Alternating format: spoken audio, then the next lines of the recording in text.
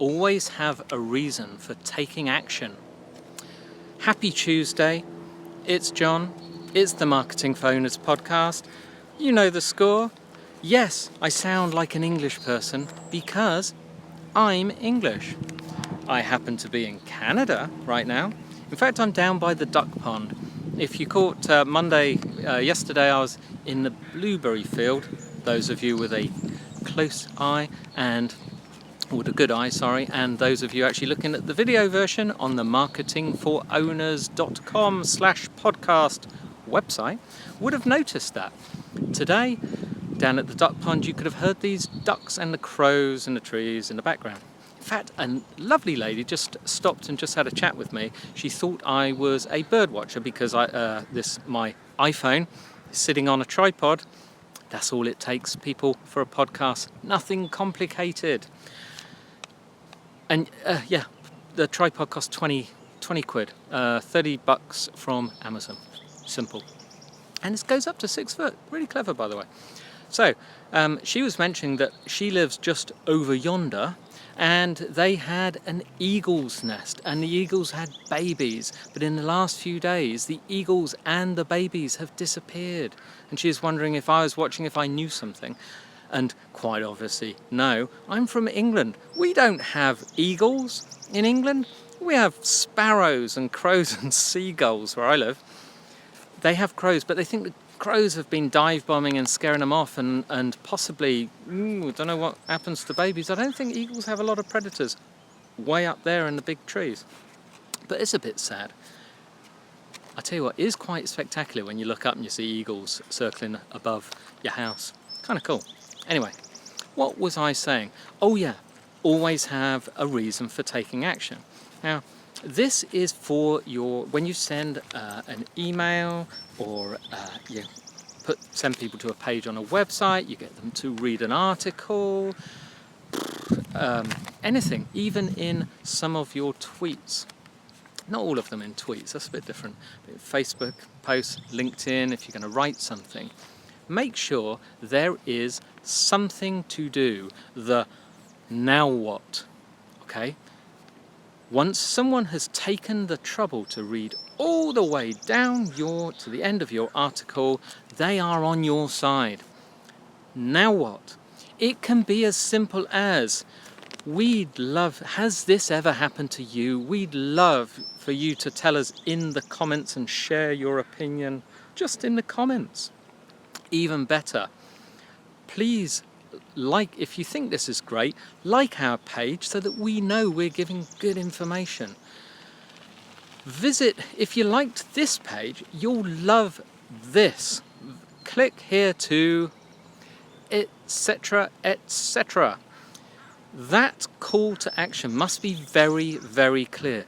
Don't go all artsy, don't go all designer and blend it in. No, it has to be clear. In fact, I read, talking about call to action like buy now buttons and do an action with a click this button. Just read something yesterday. Can't think for the life of me what it was, so I can't thank whoever told me. But he knew someone high up in Google who said they have a rule on design for calls to action. Load up the page with that call to action on a laptop. Put the laptop on the desk, take 10 large steps backwards, close your eyes for 5 seconds, open your eyes for 2 seconds, and if you cannot instantly see that call to action and know what to do from that distance, rework the page. Okay, I'm not saying that it has to be that blatant, because sometimes it's just a link, but make the link look like a link. Don't hide it. Don't say to someone, well, it's just black text, it looks pretty. When they put their mouse over it, it will go to a link. They won't know that. Most people expect links to be blue and underlined. It is what they expect. Make it obvious. You can always read the book, Don't Make Me Think. Fabulous book. If this isn't going in, go read that book. But give a call to action in an email. Tell them to come to your website. Tell them to click and do this. Preferably back to your website, your web property, unless the next place you send them has another call to action. But generally, so if you have an email, say, oh, go to our Facebook page. If they wanted to be on your Facebook page, they'd be on your Facebook page. They're on reading email, okay? So they probably aren't choosing to be on Facebook right now. Give them a call to action, send them to a landing page. Remember, the overall aim is to sell something or to capture their email or, yeah, remember, we've talked about this before. Anyway, a lot of long posts recently, so I'll keep this one short.